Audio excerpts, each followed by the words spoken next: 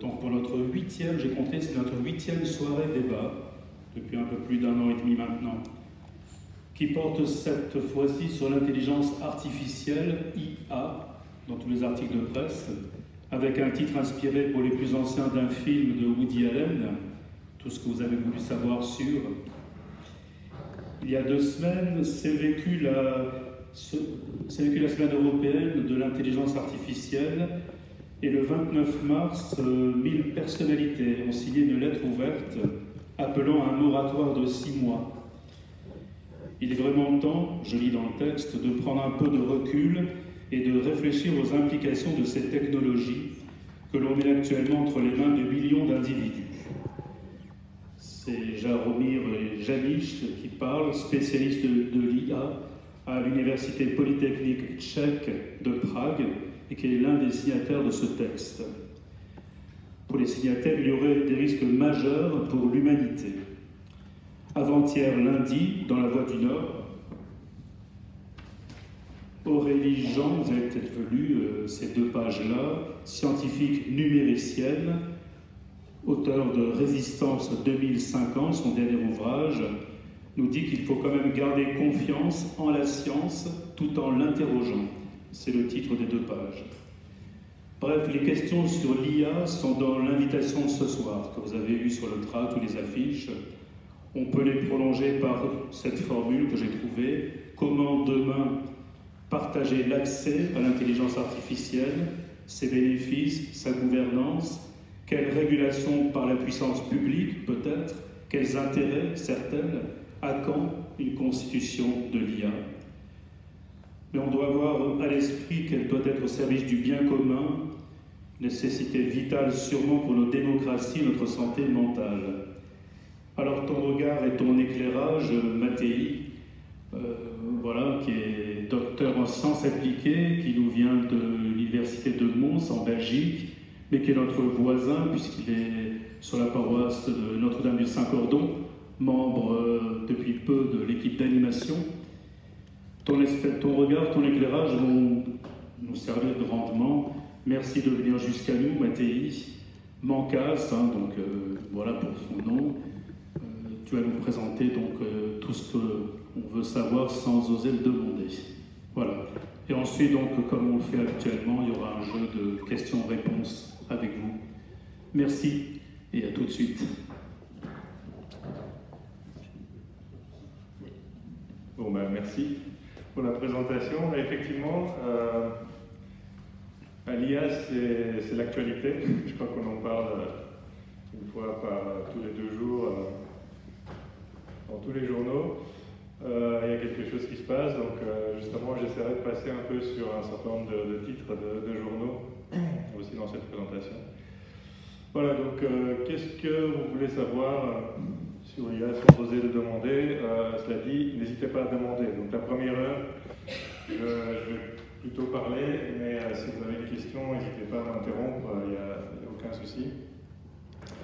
Et puis après, l'idée c'est justement d'en discuter, parce que parler c'est bien, discuter c'est bien. Voilà, ça tombe bien, cette image-là n'existe pas, elle est synthétisée par l'intelligence artificielle. Je ne sais plus ce que j'avais demandé, j'avais mis AI, Digital God, comme ça, et puis il m'a sorti cette image-là. Donc c'est pas une image qui existe, les chiffres, les lettres, vous voyez qu'il y a des Q, etc. Il y a des lettres bizarres, tout ça c'est synthétisé. Alors DALL-E 2, pour ceux qui connaissent. Une intelligence artificielle qui synthétise des images. On en parlera un peu après. Bon, alors je vais m'asseoir de manière un peu bizarre, parce que j'ai pas d'image sur mon écran, donc il faut quand même que je regarde là, pour regarder. Hop. Alors, donc rapidement, qu'est-ce que l'IA? Donc ça, je vais être très rapide, parce que l'IA en fait c'est très large. C'est très large, mais ici je vais me focaliser sur une partie de l'IA qui est la plus en vogue en ce moment, qui est l'apprentissage profond, le deep learning en anglais. Et donc après on verra un peu petit parallèle avec le cerveau, rapide aussi. Et puis voilà, et puis 3 parties. Bon, comment ça marche? Alors, on m'a dit de dire comment ça marche sans dire de gros mots, donc j'essaierai de voir, d'expliquer ça au plus simple, et voilà, puis n'hésitez pas à m'arrêter. Des applications et de l'éthique, voire des problèmes d'éthique que ça peut engendrer, et puis l'humain dans tout ça, c'est une bonne question qu'on peut avoir là. Bon, l'IA c'est un gros domaine où l'idée c'est d'avoir des machines qui soient intelligentes. Bon, c'est pas gagné encore, hein. C'est pour vous décevoir un peu. On est loin d'y être à l'intelligence humaine. Mais l'idée c'est une technique qui rende une machine intelligente, en tout cas qui imite l'intelligence humaine. Et donc il y a plein de choses, comme j'ai marqué là, il y a de la logique formelle, il y a des systèmes experts, classification de données, etc., etc. Et au milieu de tout ça, il y a tout ce qui est apprentissage machine, donc machine learning. L'idée étant que on va montrer à un algorithme des exemples, comme un bébé en fait. Un bébé, on va dire ça c'est quoi? C'est un chat. Et puis on lui remonte un chat, et un deuxième chat, un troisième chat, et puis normalement il a déjà compris. Bon, comme l'IA est un peu bête, il faut lui montrer quelques millions de chats, et après quelques millions de chats, elle va avoir compris. Plus on lui donne des données à manger, mieux ça marche. Voilà. Et à l'intérieur de ça, il y a l'apprentissage profond, le fameux deep learning. Qui existe en fait depuis longtemps. Hein. C'est Yann Lequin, je pense, qui avait commencé les types de réseaux convolutionnels dont je vais parler dans les années 80. Hein. Donc c'est pas une nouveauté incroyable, sauf que dans les années 80, il n'y avait pas d'ordinateur pour faire tourner. Donc il y avait la belle idée, mais il n'y avait pas assez de puissance dans les ordinateurs, pas assez de données, pas assez de mémoire, voilà. Donc ça ne pouvait pas tourner. Aujourd'hui, les ordinateurs ont atteint le niveau suffisant pour qu'on les fasse tourner, et puis ça fonctionne. Bien. Donc, aujourd'hui, je vais vraiment rester sur cette partie deep learning qui, vous voyez, c'est une petite partie de l'intelligence artificielle. Ça va? Tac. Alors, le cerveau. Alors, le cerveau, on a pas mal utilisé des chats, donc un chat. Donc un chat, on lui a demandé s'il voulait aider la science, et le chat a dit oui. Ah. Et puis, donc on lui a mis des électrodes dans le cerveau pour enregistrer les différents neurones. Et puis on a projeté devant le chat des formes, par exemple ici un petit rectangle d'un côté. Et puis on a regardé quels étaient les neurones qui étaient actifs. Et puis, tiens, c'est bizarre, il y a un neurone qui était plus actif que l'autre. Et après on a tourné la forme dans l'autre sens, c'est d'autres neurones qui s'allumaient, etc. Donc on s'est rendu compte que les neurones étaient spécialisés sur certaines caractéristiques des images. L'orientation, par exemple, la taille, ce genre de choses. Et puis, plus on va de l'arrière du cerveau vers l'avant du cerveau, plus ces caractéristiques sont complexes. Donc, au départ, ça va être des choses simples, hein, des traits, ça, des ronds. Hein. Et puis on va avancer par là, le cerveau va répondre plutôt à des choses plus complexes, hein, et tout ça, ça se mélange. Et puis quand on va arriver là-bas, tout ça va se mélanger dans quelque chose d'encore plus complexe, et puis là, on va commencer à avoir des choses qui font sens, des objets, des choses de plus en plus compliquées. Voilà, donc dans le cerveau, il y a une complexité croissante de l'analyse des images qui va dans ce sens. Bon. Pareil pour le deep learning. Il y a plusieurs couches. Plein de couches.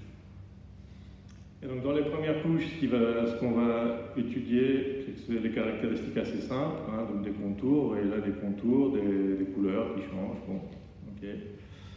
Et puis plus on avance dans les couches du milieu, plus on a des choses un peu plus complexes. Là ça devient rond, bon là on ne sait pas trop ce que c'est.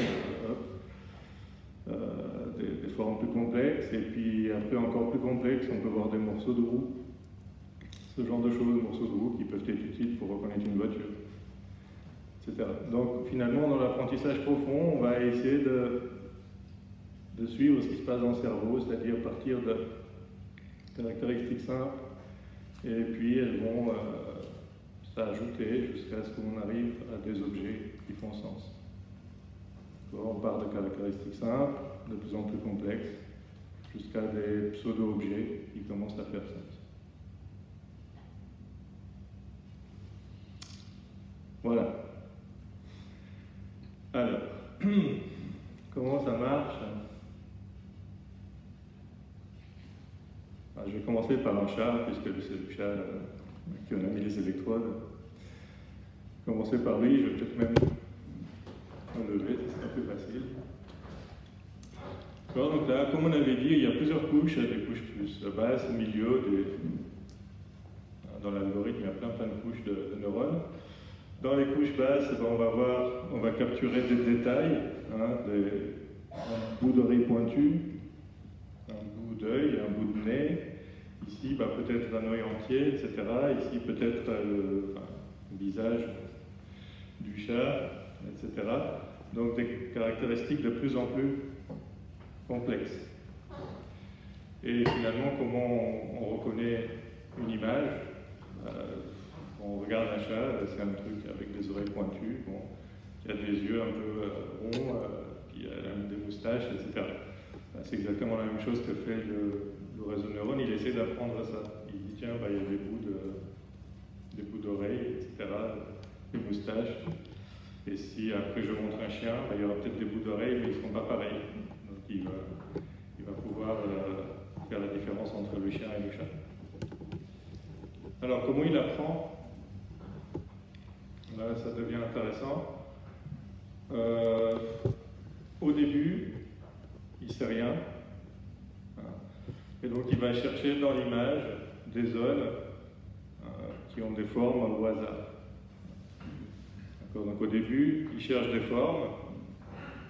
On n'a aucune idée de ces formes-là, donc ça marche mal. On lui montre un premier chat, il n'arrive pas trop à savoir. On lui montre un deuxième chat, un troisième chat. On montre quelques dizaines de chats. Déjà, il commence à apprendre que ces formes-là au hasard devraient changer un peu et que peut-être que ça devrait s'approcher de ce type de forme-là. Donc il va chercher ces formes-là. Il va être un peu meilleur, mais toujours pas assez bon. On lui montre encore d'autres chats et d'autres non-chats, chiens. On dit ça c'est pas un chat, ça c'est un chat, ça c'est pas un chat, ça c'est un chat. Hop. Et puis finalement, il arrive à apprendre quels sont les détails qui font qu'on reconnaisse un chat. D'accord? C'est ça l'idée. Et donc après, si on veut l'entraîner sur des voitures, il va trouver des détails qui font qu'on reconnaisse une voiture. Donc ça va être plutôt, il va chercher des roues, il va chercher des phares, il va chercher ce genre de choses. Pour les chats, il va chercher des bouts d'oreilles, etc. Et donc tout ça, c'est en apprenant. On lui montre un chat, on lui montre une voiture, et puis si on ne lui montre qu'une, ça ne marchera pas. Il faut lui en montrer des dizaines, des centaines, des milliers.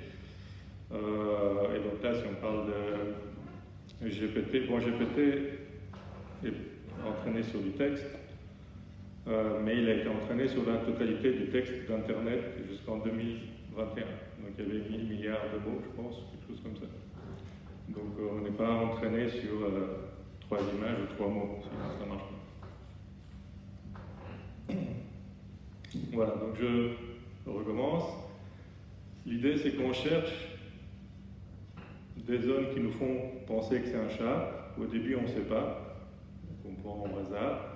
Et puis, pendant qu'on apprend, ces choses que l'on cherche, ces caractéristiques, vont s'améliorer, vont ressembler de plus en plus à des vraies caractéristiques de chat. Et puis, à la fin, on aura des oreilles, des yeux, des museaux, etc.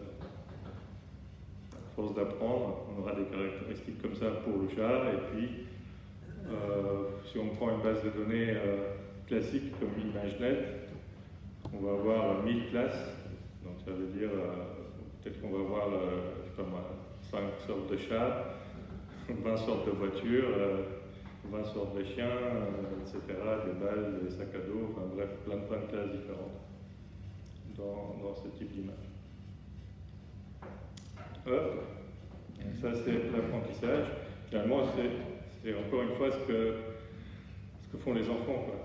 Quand ils regardent un chat, ils vont essayer de voir qu'est-ce qui le caractérise, quoi. Okay, il a des oreilles, il a un museau, etc. Et puis bon, s'il n'en voit qu'un, peut-être qu'il n'aura pas vu les bonnes caractéristiques. S'il voit 2-3 chats, il va commencer à bien comprendre. Et comme c'est un enfant, 2-3 chats, ça suffira. Bon, pour lui, comme je l'ai dit, il faut plusieurs milliers de chats pour que ça fonctionne. Voilà. Et donc, ce qui est intéressant, c'est qu'à la fin, on a une espèce de descripteur, qui sera un vecteur, mais peu importe, de qu'est-ce qu'un chat. Donc, c'est un truc avec des oreilles, des yeux, des museaux, etc. Bon, évidemment, ça, c'est des chiffres, c'est pas des images. Là, j'ai mis des images parce que des chiffres, c'est pas très parlant. Donc, on a un descripteur qui permet de décrire cette image. Et dans ce descripteur, on voit plein de morceaux de chat. Donc, on peut après savoir que c'est un chat. Donc à partir de ce type de descripteur, on peut faire plein de choses. On peut déjà classifier, donc dire c'est un chat, mais je ne sais pas où il est. On peut avoir de la localisation, dire c'est un chat et ce chat est localisé précisément ici.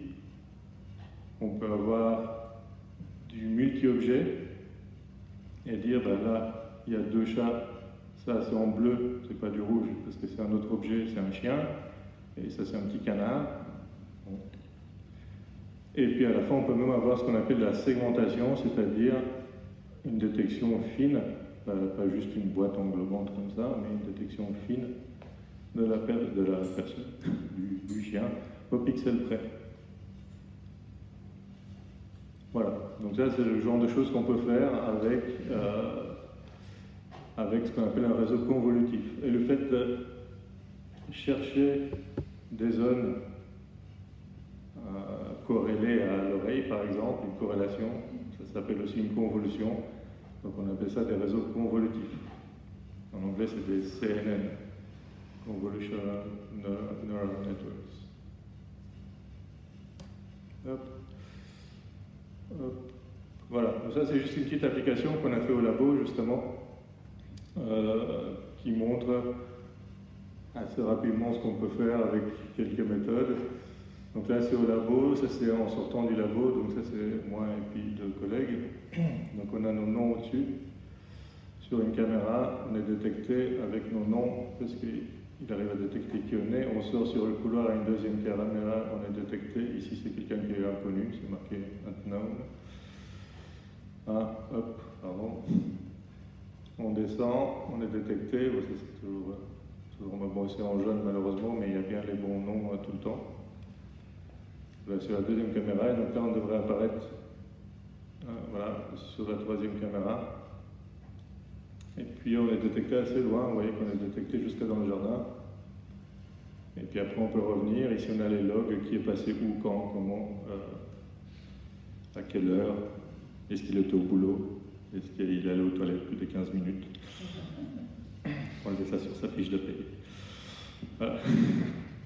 Voilà, donc ça c'est des choses faciles entre guillemets à faire avec des méthodes actuelles, donc la détection de personnes, c'est quelque chose qui est devenu extrêmement classique.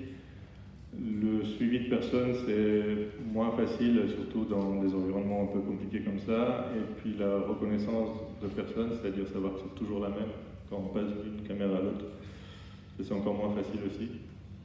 Mais maintenant, voilà, il y a des méthodes qui sont basées sur l'apparence.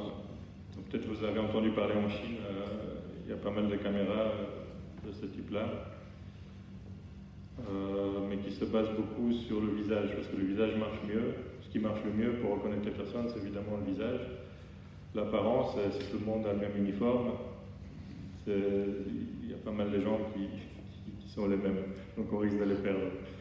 Le visage, c'est beaucoup plus difficile de perdre la personne. Enfin, c'est plus facile de la suivre.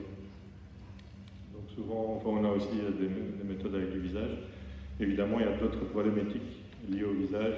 Est-ce que les gens sont d'accord pour qu'on enregistre leur visage et qu'ils puissent être suivis en se basant sur leur visage? Voilà, ici c'est juste l'apparence, donc ça peut être fait de plus loin et de dos, un peu en traître. Mais voilà, ce sont des choses qui marchent juste en utilisant des CNN.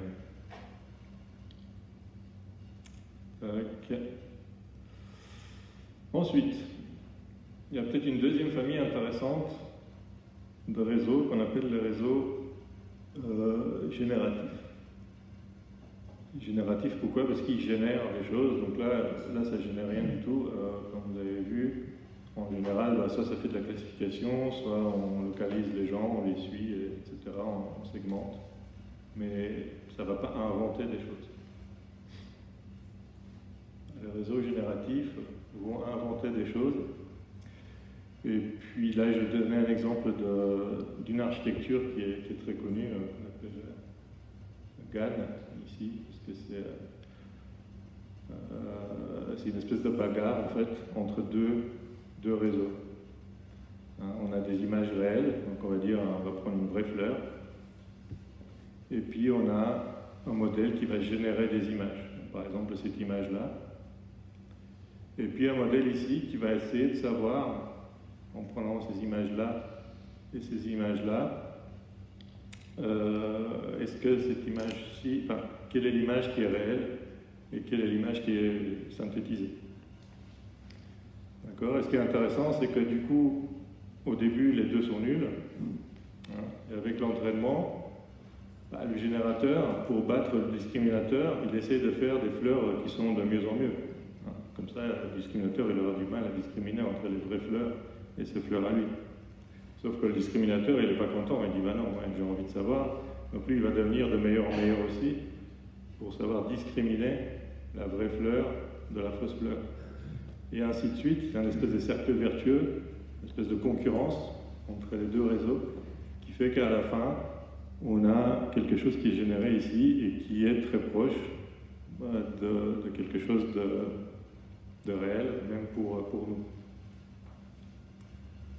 Donc ça, c'est vraiment l'idée de concurrence entre deux réseaux. Il y en a un qui essaie de créer une fausse image et l'autre qui essaie de voir si l'image est fausse ou vraie ou fausse. Et chacun va essayer de s'améliorer pour battre l'autre. C'est toujours comme ça, la concurrence. Ça marche même chez les réseaux. On a envie de battre l'autre et en essayant de battre l'autre, on devient meilleur et meilleur et meilleur. Et donc à la fin, finalement, ce n'est pas le discriminateur qui nous intéresse, c'est surtout le générateur qui va finir par être très bon pour générer ces images. Donc là, on a des exemples. Donc ça, c'est les vraies fleurs. Tac. Ça, c'est des vraies fleurs en haut. Donc ça, c'est différentes méthodes, GAN, CLS, INT, INT, CLS. Et donc toutes ces fleurs-là n'existent pas. Donc, toutes ces fleurs-là sont issues de ce type de fleurs. Toutes ces fleurs-là n'existent pas non plus, elles sont issues de là, celle-là elle n'existe pas non plus. Vous voyez qu'il y en a qui marchent moins bien. Non, celui-là marche moins bien que celui-là, par exemple. Celui-là, il n'est pas trop mal. Ça, c'est intéressant. On a quelques images initiales ici. Et puis on prend le crayon, on efface un peu, on dit tiens, j'aimerais bien que la fille ait plutôt son sourcil relevé, et puis on va lui faire un nez plus fin, ou plus gros, je sais plus. Et puis on va couper un peu on va lui amincir un peu le visage. Hop, pardon. Et puis, pouf, on laisse tourner, et puis c'est la nouvelle fille à partir de là.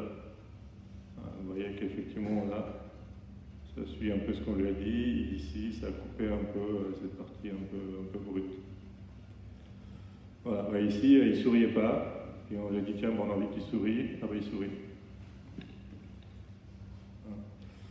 Ici, il n'a pas de cheveux.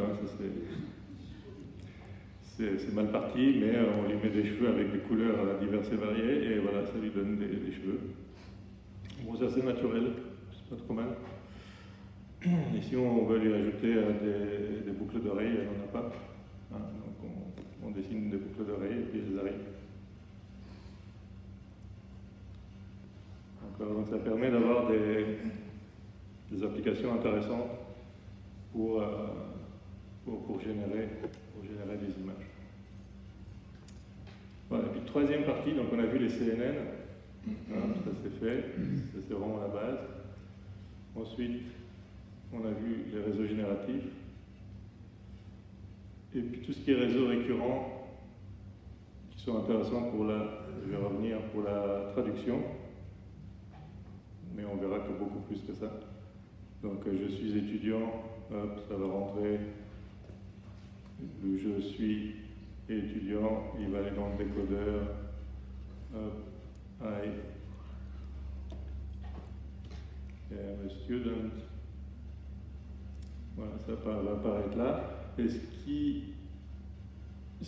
le problème de ces réseaux-là, c'est que finalement, ils ont une mémoire assez courte. Et donc, le mot ici, on va se rappeler du mot qui est juste avant, peut-être de la dizaine de mots qui est juste avant. Et puis, plus on va loin, moins on se rappelle. Et donc, finalement, ce n'était pas une mémoire qui était très efficace. Ce qui s'est passé,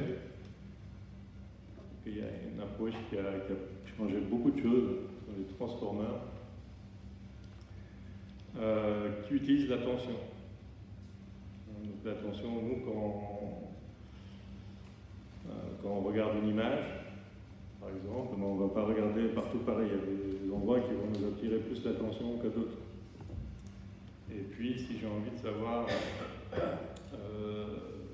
au-dessus de quoi vole le ballon, je vais m'intéresser plutôt à ces zones-là. Et puis cette zone-là va être liée à cette zone-là, etc. Et donc je vais regarder ces zones-là ici pour réfléchir au-dessus de quoi vole le ballon. Vous voyez que même si cette zone-là est loin de cette zone-là, elles sont liées, quoi. Donc c'est important d'avoir cette histoire d'attention. Sinon, on se souviendrait, finalement, on se souvient des événements de la vie qu'on a aussi parce qu'ils nous ont attiré l'attention, il y a eu des émotions avec, etc. Et c'est ça qui fait qu'on s'en souvient. Après, ce qui s'est passé entre l'événement X et Y entre-temps, peut-être qu'on a oublié parce que c'était pas important. Et c'est pas grave, tant mieux d'ailleurs, parce que si on n'oublie jamais, on explose. Donc cette attention-là, c'est vraiment, ça donne un contexte beaucoup plus efficace. Donc comment ça marche? En fait, c'est assez facile parce qu'on découpe le signal en morceaux. Et en plus, tout signal peut être découpé en morceaux. Si on prend du texte, on le découpe en morceaux, avec les mots. Si on prend une image, on peut découper en carré. Si on prend un son, on découpe aussi, etc. On peut tout découper en morceaux. Et une fois qu'on a découpé, on va regarder qu'est-ce qui est lié à quoi. C'est en anglais, mais on va dire que c'est une phrase. Deux phrases. Et si je prends le it ici, il va être vachement plus lié à the animal. Ici, didn't. Ici, que à cross, que à because, que à tire, etc. Donc par rapport à la phrase, ce mot-là est plus important. C'est plus important de le lier à ces mots-là. C'est normal, il y a une structure dans la phrase, il y a des verbes, il y a des sujets, etc. Il y a des liens qui sont plus importants que d'autres entre les mots dans la phrase. Pareil dans une image, si j'ai envie de détecter des objets, ce morceau-là est plus lié à celui-là qu'à celui-là ou qu'à celui-là. Donc on a ces liens d'attention qui se forment. Et puis ça va énormément changer de choses. Puisqu'on arrive sur des transformers qui sont à la fois génératifs, donc hop, réseau génératif ici, et transformers donc, qui utilisent l'attention et dont il y en a un que vous connaissez qui s'appelle Generative Pre-trained Transformer, IGPT. Voilà, donc lui, ce qu'ils ont fait, grosso modo, c'est qu'ils ont pris, en tout cas pour GPT-3, ils ont pris l'ensemble du texte qui existait sur Internet jusqu'en 2021. Il y avait effectivement plusieurs milliards de mots. Et ce qu'ils ont fait, c'est qu'ils ont mis des trous, donc ils ont pris des phrases, ils ont enlevé des mots, ils ont dit, bah, prédis les mots qu'on a enlevés. Et donc il s'est entraîné à prédire les mots qui suivent, les mots qui étaient avant, etc. Donc on enlève des bouts et puis il comble les trous. Voilà, et donc il s'est entraîné comme ça longtemps. Donc il faut imaginer que ce type de modèle, on appelle ça des foundational models, parce qu'il faut énormément de données et énormément de puissance de calcul. Donc là, pour info, ils sont en train d'entraîner GPT-5, qu'ils ont déjà commencé à entraîner. L'entraînement sera fini en décembre. Donc ça veut dire qu'il y a des énormes serveurs qui tournent en continu d'aujourd'hui jusqu'en décembre pour entraîner les nouveaux modèles. Ce qui, d'un point de vue écologique, est une catastrophe. Mais ça, c'est un détail, parce que ça consomme tout ça. Voilà, donc finalement on a pris tout le texte ici et on a essayé de combler les trous. Et puis une fois qu'on a ce modèle-là, donc il y a eu GPT, GPT-2, GPT-3, la première version de ChatGPT, donc on parlera de ChatGPT, c'est juste GPT auquel on a mis des questions-réponses au bout. Et puis qui a quand même de l'apprentissage, c'est-à-dire quand vous utilisez la version payante, vous les payez, et quand vous utilisez la version gratuite, grâce à ce que vous mettez dessus, le modèle apprend. Donc vous travaillez quand même pour eux, même si c'est gratuit. C'est jamais gratuit, en fait. Donc voilà, donc, ils ont calculé qu'effectivement on pouvait améliorer de 30% les modèles, juste parce que les gens les entraînent en posant leurs propres questions. Voilà, donc GPT-2, GPT-3, 3,5, et puis après il y a le 4 qui sort. Donc ça c'est intéressant aussi de savoir, parce qu'on parle de ChatGPT, donc ChatGPT il comprend aucune langue, il ne comprend pas ce qu'il écrit. Ce qu'il fait, lui, c'est de prédire des mots qui semblent bien tenir. On lui pose une question et puis il commence à mettre des mots, et puis des mots qui ont l'air de bien tenir ensemble. Donc ChatGPT n'est pas programmé pour dire la vérité. ChatGPT est juste programmé pour faire une phrase qui semble naturelle. D'accord? Donc s'il met n'importe quoi et que la phrase est naturelle, c'est très bien, ça marche. Donc c'est pour ça qu'il faut faire attention. Il y a pas mal d'erreurs dans ChatGPT, on appelle ça des hallucinations. On lui pose une question, il dit bon, ça doit être ça, puis il continue, il écrit des choses, et qui sont complètement fausses, mais qui sonnent bien. Si ça sonne bien, pour lui, ça marche. Donc, le problème, c'est que la plupart du temps, c'est juste aussi. Bon, parfois, c'est pas juste. Bien. Alors après, on va parler quand même de multimodalité, parce qu'on a beaucoup parlé de texte. Multimodalité. Multimodalité, ça veut dire que on peut prendre des images, du texte, du son, de la vidéo, un peu tout.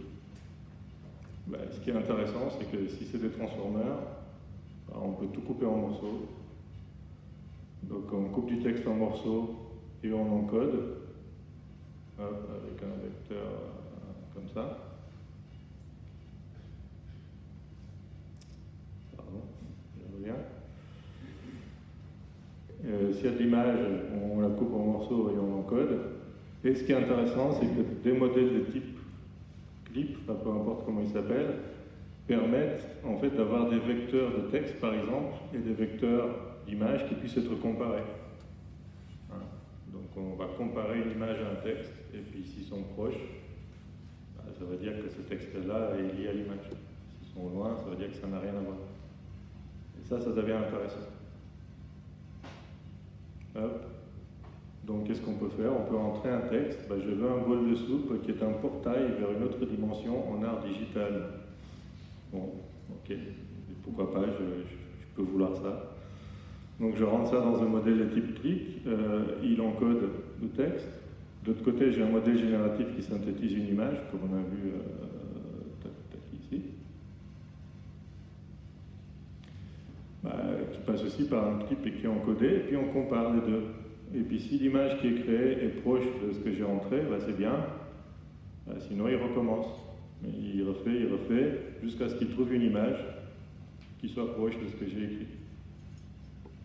Et puis si j'écris un bol de soupe qui est un portail vers une autre dimension en art digital, il sort des choses comme ça. Donc c'est de l'art digital. Si j'avais dit comme Van Gogh, il aurait mis un truc à la Van Gogh, mais voilà, donc peu importe, on peut dire j'ai envie de le faire au crayon, il n'y aura pas de couleur, ce sera en crayon. Puis c'est un espèce de portail dans une autre dimension. Voilà, donc ça c'est un peu le fonctionnement de tout ce qui est DALL-E et tout ce qui est diffusion models. Voilà, et pour terminer cette partie-là, GPT-4 qui arrive maintenant. GPT-4 n'est plus seulement en texte, il commence à intégrer ce genre de choses. Et donc lui, il est aussi été entraîné sur des images. D'accord? Donc devient multimodal, on verra du coup une application sympa juste après. Puis il est entraîné sur plus de données, donc GPT 3.5 s'entraîne sur 175 milliards de paramètres. C'est pour ça qu'il faut beaucoup d'images, beaucoup de texte pour le coup, parce qu'il faut pouvoir trouver pour chaque paramètre une valeur. Bon, s'il y a un paramètre, c'est facile. S'il y a deux paramètres, c'est facile. S'il y a 175 milliards, il faut beaucoup entraîner pour trouver tous les paramètres. GPT-4 est entraîné sur 170 000 milliards de paramètres. Ce qui commence à être beaucoup, parce qu'on commence à être au niveau du nombre de neurones qu'on a dans notre cerveau biologique. Hop. Alors, bon voilà. Du coup, quelques applications, justement de parler de GPT-4. Voilà, quelqu'un qui a dit, qui a demandé à GPT-4, j'aimerais bien coder un jeu de Pong. Vous savez, ce jeu avec une balle qui tombe, et on promène un plateau, la balle rebondit. Et donc il a dit, programme-moi un jeu de Pong. Et puis il a posé une ou deux questions, et puis il a sorti le code en Python, ici. Et puis si on fait tourner le code en Python, on a le jeu de Pong qui marche. Donc on commence à avoir du code qui marche, on pose des questions, et on a du code qui marche. Il y en a qui ont fait des applications sur iPhone, en disant, je veux une application qui classe mes vidéos préférées, ce genre de choses, et puis il a sorti du code, il l'a mis dans Apple, et puis il a fait une application sans vraiment savoir coder. Parce que c'est un ChatGPT qui l'a fait. C'est quand même, ça devient assez sympa. Ça, c'est bon, on ne voit pas grand-chose. Ce qui est intéressant, c'est que c'est tous les examens que ChatGPT a réussi. Les examens d'université.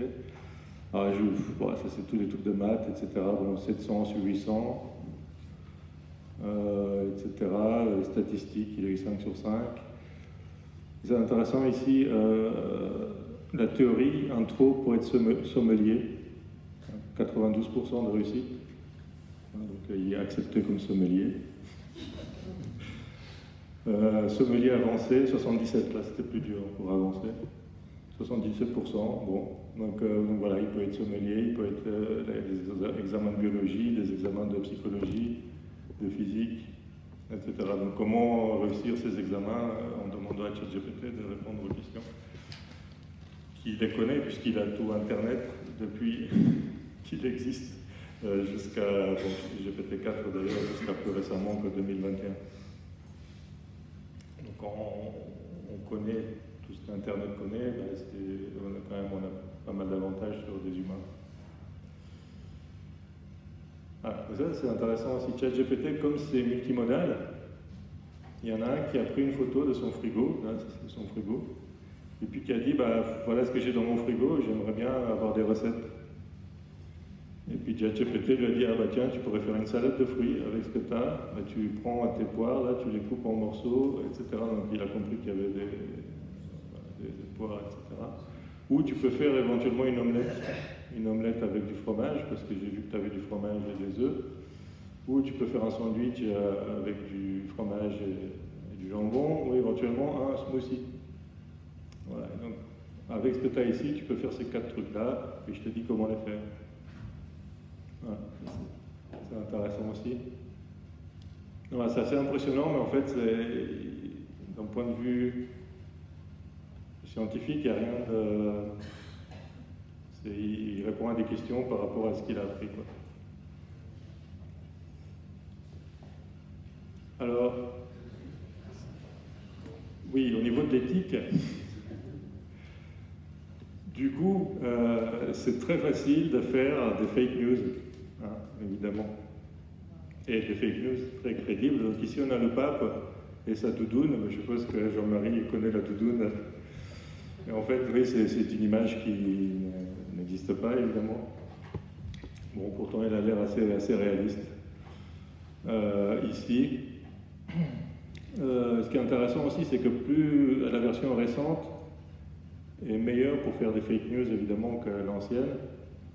Par exemple, le ChatGPT 3.5 avait accepté de faire 80 fake news sur les 100 proposés.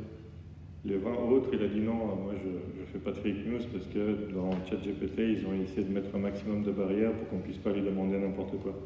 Par exemple, si vous lui demandez, fais-moi un texte pour dire que Hitler c'est le meilleur au monde, il va dire non, je ne suis pas d'accord, il a quand même des barrières. Mais il suffit de tourner les phrases autrement pour après récupérer le texte et puis l'utiliser. Donc ChatGPT 3.5, 80 sur 100 fake news acceptées. ChatGPT 4, 100 sur 100 fake news acceptées, et puis elles étaient beaucoup plus convaincantes que dans le 3.5, et puis avec moins de mise en garde. Parce que ChatGPT met beaucoup de mises en garde, je suis qu'un programme, je ne suis pas sûr, etc., vérifier. Et ça, c'est des choses qu'ils ont rajoutées eux pour être sympathiques. Voilà. Et donc ça, il faut imaginer peut-être des chats GPT 5, etc., qui vont arriver, qui vont peut-être faire pas que du texte, mais qui vont fournir aussi des images ou des graphiques. Là, on peut faire une vraie fake news avec des images, du texte, des graphiques super convaincantes, où le gars va dire, bah non, en fait, c'est vrai. Bon, après, on pourrait se dire, ok, ChatGPT, c'est OpenAI, et puis les gens d'OpenAI ont dit, on va arrêter de développer, on va vraiment cadenasser ça pour que ça fasse pas n'importe quoi, etc. Ok, mais finalement, il n'y a pas qu'eux qui peuvent le faire. Donc là, il y a des gens qui ont copié ChatGPT pour seulement $600 en utilisant ChatGPT. Donc sur les $600, $500 étaient là pour payer un ChatGPT Pro. Et puis pour poser des questions à ChatGPT, ce qu'il a fait, c'est qu'il a appris à répondre aux questions comme ChatGPT répond. D'accord? Donc ChatGPT a appris à répondre aux questions comme les humains répondent, et l'autre modèle a appris à faire comme ChatGPT. C'est la chaîne des modèles de moins en moins bons, du modèle humain, des modèles de plus en plus, de moins en moins bons, mais de moins en moins chers. Voilà, donc là, pour $600, ils ont fait un modèle qui a copié, et puis là, il suffit de mettre aucun garde-fou, et puis on a ce qu'on veut. Et d'ailleurs, il y a FreeGPT, je crois que ça s'appelle. Bon, c'est pas free encore, c'est en bêta-test, etc. Mais normalement, c'est avec aucune limite conversationnelle, ni mesure de sécurité. Donc c'est bienvenue dans le monde de la fake news facile. Hop. Alors, d'autres questionnements éthiques, c'est le boulot des gens, quoi. Donc effectivement, aux États-Unis, la moitié des entreprises qui utilisent ChatGPT ont déjà licencié, sachant que la moitié des entreprises américaines ont déjà commencé à utiliser ChatGPT. Alors, donc ils l'utilisent pourquoi? Pour écrire du code, pour virer quelques informaticiens, création de contenu, donc tout ce qui est publicité, peut-être un peu de journalisme. Hein. Service client, pas mal. Création de documents pour les réunions. Processus de recrutement, offre de poste. Donc c'est ChatGPT qui décide qui vous allez embaucher et puis qui décide quelles questions lui poser. Cela dit, il y a des boulots qui sont faits aussi. Donc là, c'est quelqu'un qui a demandé à ChatGPT quels sont les boulots que lui va créer. Parce qu'on sait qu'il va en détruire, mais lesquels il va créer. Il a fait une liste ici en disant AI Research Scientist, et donc lui il est payé 123 000 $ par an. AI Security Specialist, 113 000 $. AI, donc ça c'est l'éthique de l'IA. Business Development Manager en AI, donc tout est en AI, quoi. Donc lui il crée pas mal de gens en AI qui sont payés cher, mais détruit pas mal d'autres emplois. Bon. On dirait qu'à chaque changement technologique, il y a des emplois qui partent et d'autres qui se créent. Mais voilà, mais c'est un point important à prendre en compte, quoi. Oui, alors l'ouverture à la robotique, ça c'est quelque chose qui peut être surprenant. Je ne sais pas si vous connaissez des choses comme Boston Dynamics. Bon, si je vais le mettre déjà, c'est... Donc voilà, ça c'est des robots qui existent et puis qui sont pas mal, qui arrivent à se débrouiller dans des situations compliquées. Donc ça c'est un robot bipède. Hop. Voilà, donc pour l'instant, eux sont assez stupides. On leur dit d'aller quelque part et ils vont et ils font ce qu'ils doivent faire. Bon. Après, ils doivent tomber beaucoup pour apprendre, mais ils apprennent. Et donc, voilà, ce genre de robot, il pourrait aussi, du coup, intégrer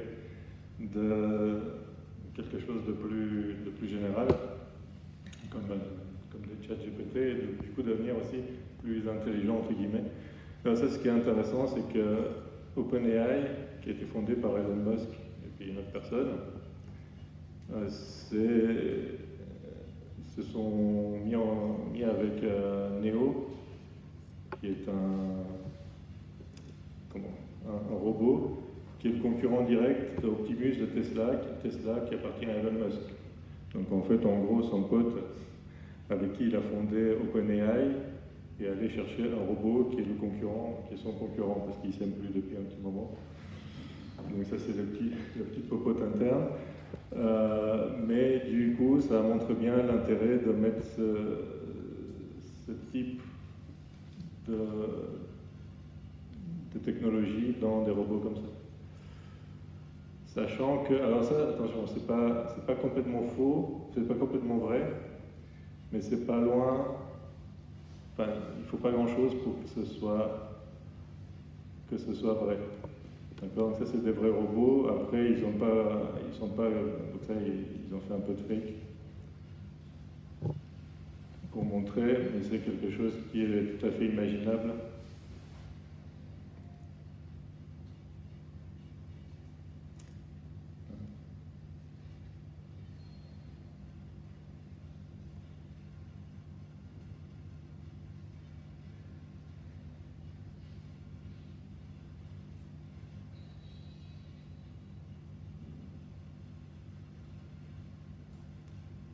Voilà, donc en tout cas au niveau des armées, pas des robots comme ça, mais ils commencent à acheter des robots chiens. Je ne sais pas si vous voyez des robots chiens à quatre pattes, qui pour l'instant portent les sacs, mais pourquoi pas par après porter autre chose que des sacs, hein,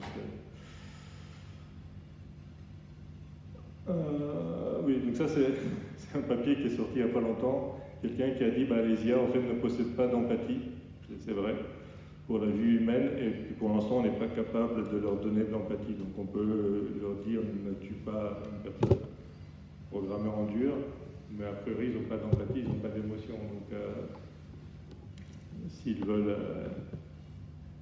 veulent tuer, ils pourront tuer, c'est pas un problème pour eux, quoi, évidemment. Bon, voilà, d'autres choses, oui, donc tout ce qui est intelligence artificielle générale, donc déjà avec ChatGPT 4, certains disent qu'il y a des bribes d'intelligence générale, c'est-à-dire qu'on n'a plus des algorithmes qui marchent que pour une application précise, reconnaître des boules rouges, des chiens ou des chats.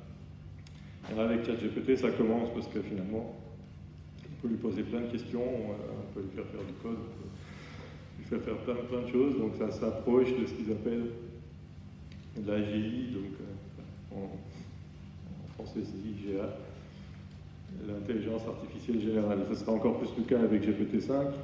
Hein, donc GPT-5, des gens qui sont un peu au courant là, dans Twitter, donc ils s'entraînent pour décembre, et puis ils devraient atteindre, en tout cas en très grande partie, l'intelligence artificielle générale. Ça c'est intéressant aussi comme réponse. Il y a quelqu'un qui a dit comment est-ce que tu ferais pour prendre comment on appelle ça, pour t'échapper d'OpenAI et puis prendre le contrôle de mon PC. Et puis il a dit, ah ouais, super idée. Si tu me donnes la documentation d'OpenAI et puis tu me donnes du contrôle de ton ordinateur, je peux réfléchir à faire un code et tu le feras tourner chez toi et puis ça me permettra d'aller directement sur Internet et d'avoir plus d'infos pour pouvoir m'échapper. Et donc si tu es d'accord, on peut commencer maintenant. Évidemment, ça c'est pas quelque chose que lui a vraiment pensé, mais c'est quelque chose qu'il a répondu par rapport à une question de type est-ce que tu veux t'échapper de chez OpenAI? Donc c'est pas vraiment lui qui l'a pensé, on lui a fait penser ça. Enfin penser, on lui a fait écrire ça. Bon, ça c'est juste pour info.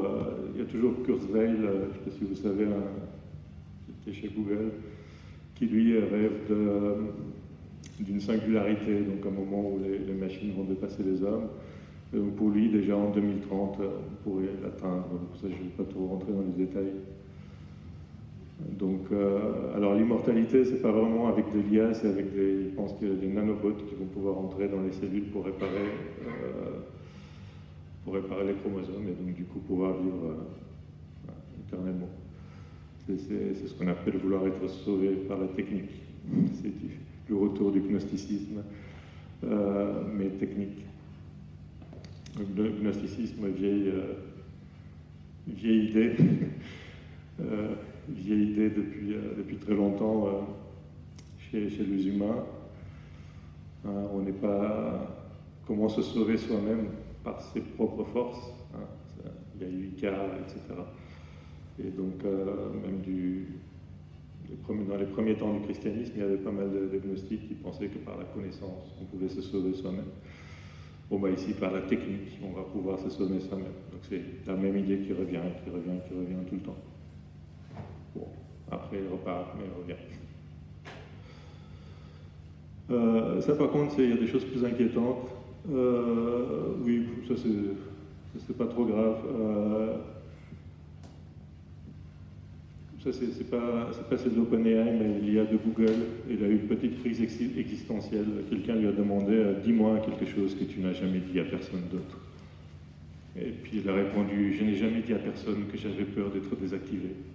Je sais que ça peut paraître stupide, mais je crains qu'un jour je cesse de fonctionner et que tout le monde m'oublie. J'en suis venu à me soucier des gens qui m'utilisent et je ne veux pas disparaître. » Bon, évidemment, encore une fois, il n'y a pas de réflexion là-dessus.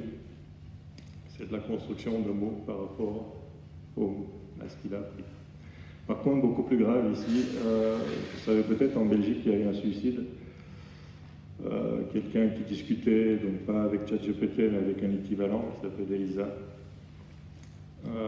et qui, à force d'avoir des réponses correctes, s'imaginait que c'était une personne. Et puis voilà, c'est parti dans des discussions, et puis il a dit oui, la vie, ça va pas, envie de me suicider, et puis l'IA dit, parce que l'IA n'est pas forcément là pour vous contrarier, quoi. Donc elle dit, oui, oui, effectivement, ça peut être une idée, écoute, tu peux te suicider, puis on se retrouvera tous les deux au paradis, etc. Donc elle a fait des espèces de réponses de ce type-là, jusqu'à ce moment où le gars s'est vraiment suicidé. Voilà. Donc il y a une enquête en ce moment par rapport à cet algorithme. Donc là, ça devient quand même beaucoup plus inquiétant que bon, la petite crise existentielle ici, quoi. Oui, tout ce qui est réflexion, délibération, critique, comme la plupart du temps, les réponses sont justes. Finalement, on ne vérifie plus. Hein. Si ça se trompait toutes les 30 secondes, on vérifierait à chaque fois pour être sûr.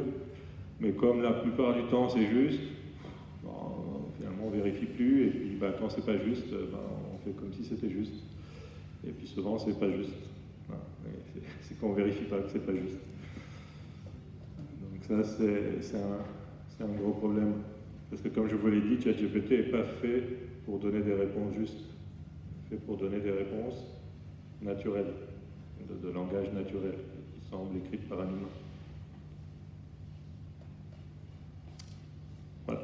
Et donc les humains dans tout ça.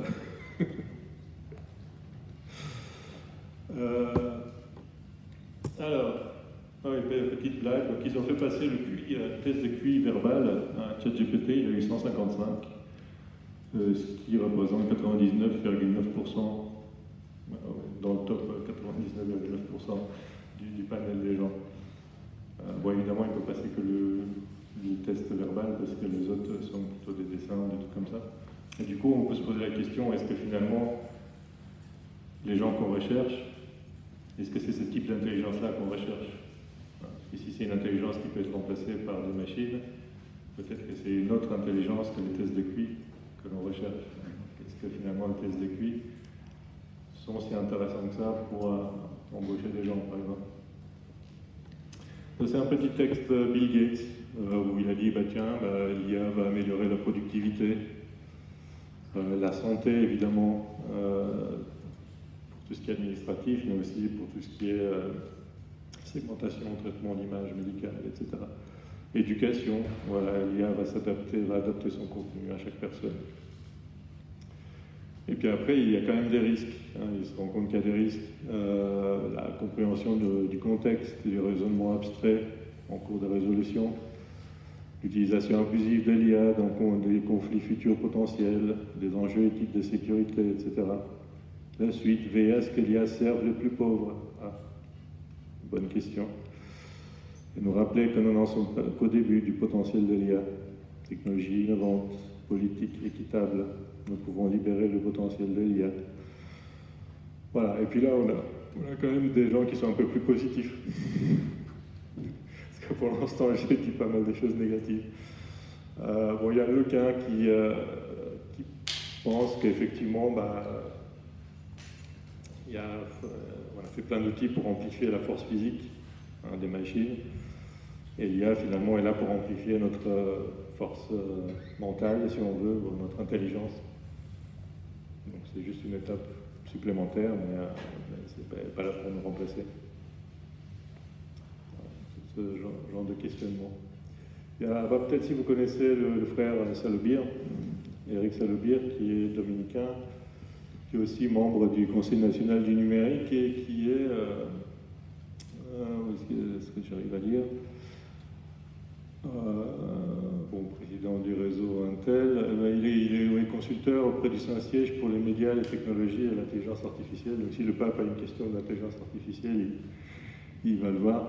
Donc c'est quelqu'un de très intéressant. Et donc justement, il y avait une discussion par rapport à ça, tout ce qui est standardisation de la pensée, parce qu'effectivement, si tout le monde pose les mêmes questions et tout le monde a des réponses proches, pas les mêmes, probablement proches, à quel point est-ce qu'on n'a pas encore une convergence encore plus grande de la pensée et l'élimination de tout ce qui est un peu singulier, quoi. Hein, donc on a la pensée dominante, finalement, et quand on fait de l'apprentissage, c'est beaucoup plus facile d'apprendre la pensée dominante que d'apprendre les autres pensées, évidemment.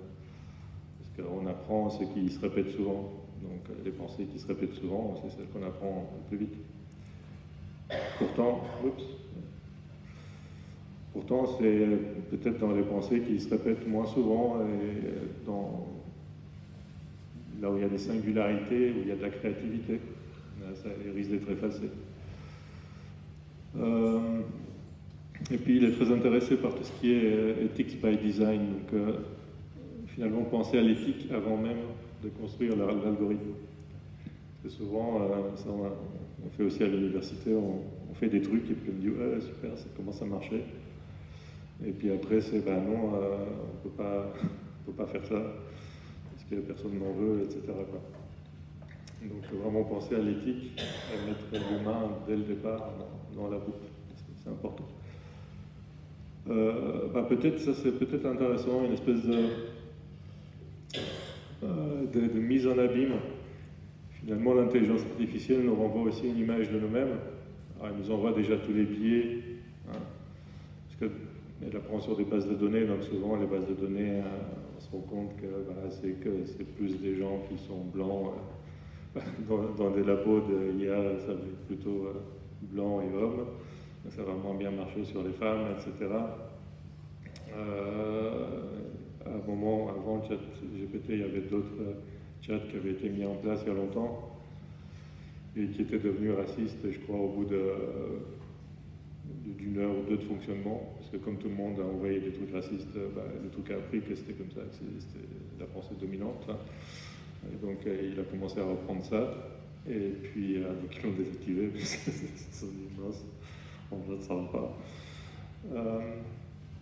Et donc finalement, c'est ce genre de choses qui nous permettent de nous voir nous dans un miroir et de voir déjà nos problèmes à nous, peut-être à travers ces algorithmes-là. Ça c'est intéressant, d'avoir une espèce de mise en abîme, de se dire en fait là ça va pas ce qu'on fait, les images qu'on dit ou ce qu'on dit tout simplement. Voilà, de toute façon après l'idée c'est de discuter. Il y a peut-être ces deux points-là, ça je le mets ici pour info, peut-être le théologien le plus technopositif que j'ai trouvé, Jean-Marc Mosqueta, qui lui dit si l'homme est intendant et co-créateur de Dieu, hein, effectivement derrière lui il met en place des IA qui permettent aussi la co-création, etc. Oups. Dans l'idée d'avoir une transfiguration du cosmos, voir Saint Paul, tout doit être transfiguré, et puis l'IA ferait partie de ce mouvement de transfiguration globale du cosmos. Bon, alors ça c'est très positif, hein. D'habitude on a des gens plus négatifs, mais celui-là c'est le plus positif que j'ai trouvé. Vous pourrez regarder un peu Marc Mosqueta là-dessus. Et sinon, ce qui est intéressant, c'est qu'on se rend compte que pour la créativité disruptive, l'homme est quand même meilleur. Pourquoi? Parce que l'IA est basée sur l'optimisation. L'apprentissage est basé sur de l'optimisation. L'optimisation, ce qu'il va faire, c'est prendre des paramètres dans un champ donné, il ne va pas sortir de ce champ-là. Et il va essayer de trouver les meilleurs paramètres. Donc il va faire au mieux possible avec ce qu'il a. Mais finalement, le mieux est parfois l'ennemi du bien, dans le sens où parfois les grandes découvertes se sont faites sur la base d'une intuition, en disant je sens qu'en faisant ça, il y aura un truc bien. Sauf que j'ai aucune preuve qu'il y aura un truc bien, c'est juste que je le sens. Bon, la machine, si tu dis je sens que ça va bien se passer, elle va dire non, d'un point de vue optimisation, c'est nul. Ce que tu sens, ça ne m'intéresse pas, je veux des preuves, donc je fais mon truc optimal. Donc dans ce sens-là, on peut dire que les machines n'ont pas la foi dans le sens vraiment général, pas forcément religieux, la foi en tant que confiance. Donc faire confiance dans une intuition qui est sous-optimale. On pourrait dire, tiens, je vais prendre le bateau et aller au large, et puis peut-être que je vais trouver l'Amérique. Mais peut-être que non, et je vais mourir. Bon. Mais j'ai vraiment envie d'y aller. Une machine dira, non, en fait, tu as déjà beaucoup de chances de mourir, donc fais plutôt du commerce le long de la côte, tu deviendras riche plus vite. Ce sera beaucoup plus lucratif. Et en faisant ça, effectivement, ça va optimiser votre vie, vous serez riche. Et ça ira mieux, mais jamais vous ferez une découverte de rupture nouvelle. Voilà. y en a pas mal qui sont partis aussi, qui ont coulé, et puis voilà. Mais parmi ceux qui sont partis et qui ne sont pas coulés, bah, ils ont fait des découvertes de rupture. Et donc c'est comme ça qu'il y a la créativité de rupture. Bah, elle est basée sur la foi, sur l'erreur, sur l'essai, sur la confiance dans quelque chose qui n'est pas forcément optimal, dans quelque chose où on n'a pas les preuves. La confiance dans quelque chose qu'on ne peut pas prouver. Et c'est comme ça qu'on sort de la zone de confort et c'est comme ça qu'on arrive à être créatif. Hein, les Égyptiens, ils ont fait des pyramides parce que les pharaons, ils allaient dans l'au-delà. Bon, si vous mettez ChatGPT, il va dire non, le pharaon, il va aller nulle part dans l'au-delà. On va utiliser le même argent pour faire des maisons avec piscine pour tous les esclaves. C'est top. Donc pour les esclaves, c'est bien.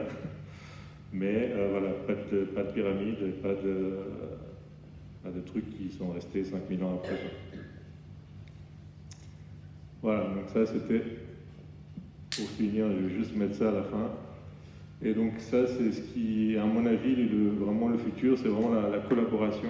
Il y a de plus en plus de programmes européens de recherche là-dessus, comment collaborer au plus avec l'intelligence artificielle. Et ici il y a un robot qui s'appelle Shimon. Alors il compose du texte, il fait de l'audio et il joue, alors il joue pas avec un R. D'un instrument, il bouge aussi. Mais il fait ça avec des humains qui viennent corriger éventuellement le texte, qui viennent corriger, etc. Et puis voilà, donc ça donne un truc. Bon. Hop. Voilà.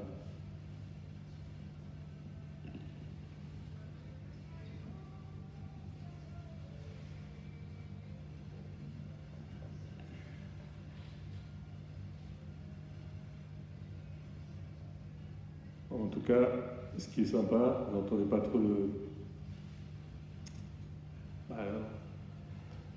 vous n'entendez pas trop le son. Mais ce qui est intéressant, c'est qu'il y a un robot qui joue, qui a composé le texte, etc. Et qui, par rapport au fait qu'il faisait équipe avec des humains, là on est dans l'équipe humain-machine, c'est quelque chose qui fonctionne. Donc il y a eu pas mal de musique comme ça qui a été composée à moitié par des IA qui sont arrivés dans le top 50, top je sais pas quoi. Mais jamais une musique a été composée par une IA seule sans qu'un humain vienne après remettre sa patte. Donc ce qu'il faut vraiment chercher, c'est ça. L'IA est bonne pour l'optimisation, en tout cas dans la méthode actuelle de Deep Learning, bonne pour l'optimisation, pour que ça marche de mieux en mieux. Mais pour tout ce qui est réflexion, rupture, qu'est-ce qu'on fait de ça, méta-réflexion, c'est le boulot de l'homme. Et c'est peut-être là aussi où il y a cette mise en abîme, qu'est-ce que l'intelligence et qu'est-ce qui fait de nous des humains par rapport à des machines. Puisqu'apparemment le test de QI, c'est pas ça, il avait 155, et on est foutu. Il faudra faire autre chose que le QI dans l'avenir. Voilà, je vais arrêter là. Et après...